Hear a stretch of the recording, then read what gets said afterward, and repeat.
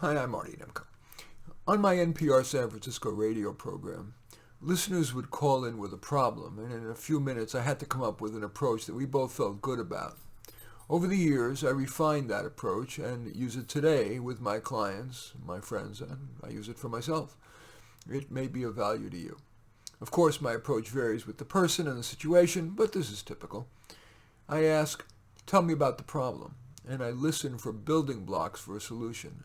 Non-negotiables, desirables, especially anomalies, something unusual, and I then incorporate those into a solution I suggest, and that makes it custom to the person. And if the person is going to be competing with other people, by focusing on those anomalies, it gives them an edge, at least in the long tail of the distribution that they're trying to compete, the small component of the public. If the person doesn't do well with my open-ended questions, I give a close-ended question or two, usually offering 2 or 3 choices. When I have enough building blocks, I then ask, well, what do you like and not like about that idea? As I amalgamated all their stuff into an idea. And then I try to address their dislikes about it in a version 2.0. And I keep repeating that until the person has no objections. And as a cross-check, I then ask, well, what does that plan score from 1, which would be terrible, to 10 being wonderful? And if it's less than a 10, I ask, well, what keeps it from being a 10? I then try to address the person's concern in the next version of next draft, if you will.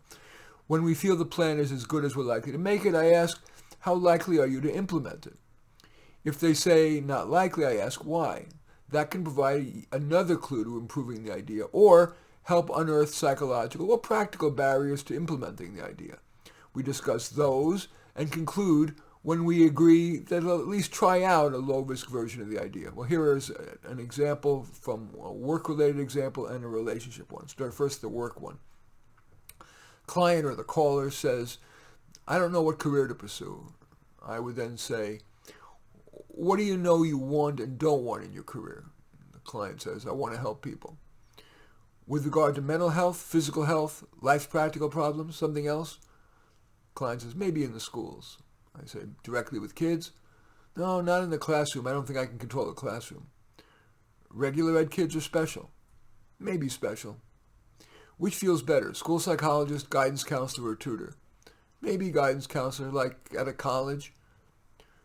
Should you Google guidance counselor, academic advisor, community college? Yeah. Well, what does the plan score on the scale from 1 to 10, with 10 being best? About an 8. What keeps it from being a 10? I don't want to go back for a graduate degree. It's possible that at some private schools or colleges, your bachelor's may be enough. That sounds good. Now what does it score? A 9. How do you feel about doing that Googling, and if it still sounds good, having a conversation with a counselor or two at a nearby college? Good. Should we bet you would or wouldn't do it? 50-50. Well, what keeps it from being 90-10?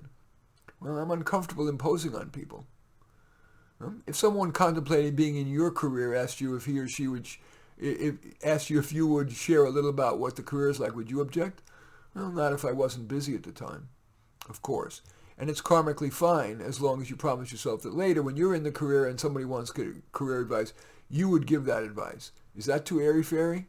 No, it makes sense. I'll try to keep that in mind. Okay, and now here's a relationship-related example. The client or the caller says, I'd like to meet a special someone. I then go, well, what's worked and not worked in the past for you? No, not much. You know, they lie on the dating apps. My friends have a few times set me up, but none of those have worked down. I don't like bars or concerts. I've taken classes where guys are likely to be, but nothing's ever come of it. I then say, might it be a matter of how you're using those messages? Maybe. Well, do you do the basics? Listen as much as talk, err on the side of positivity, look good but not like you're trying too hard, not seeming desperate nor too indifferent to having a relationship? I don't know, maybe I talk too much. You think it's worth trying 1 or 2 of the dating methods, but listening more, maybe asking more follow-up questions? I think so. What does your intuition tell you is the best method or 2 to find Mr. Right? I guess a class, maybe on investing. Also, I guess I should try the apps again. Yeah, People aren't always as honest as they should be on dating apps. Do your picture and profile present a reasonable picture of who you are? I think so. Might you want to ask a trusted friend or relative what they think? I like that. Would you bet you'd actually follow through on this plan? Actually not. I appreciate the honesty. Why do you think you wouldn't? I'm not sure I'm that motivated. Part of me enjoys being single. So, are you saying that you like the plan but the time isn't yet right, but you'll keep it in mind for when you decide you're more ready to meet someone? Yeah. Anyway, those are those examples. That's when, obviously problem solving is too complicated to be reduced to some short little talk like this, but hopefully it's going to be of some value to you. Anyway, I thank you for watching. I'm Marty Nemko. I welcome your thumbs up and accept your thumbs down. I always look forward to your comments, and especially like if you hit the share button below. Share on your social media so that my efforts can have broader impact. And I am flattered if you choose to subscribe to my channel. In any event, I do thank you for watching. I am Marty Nemko.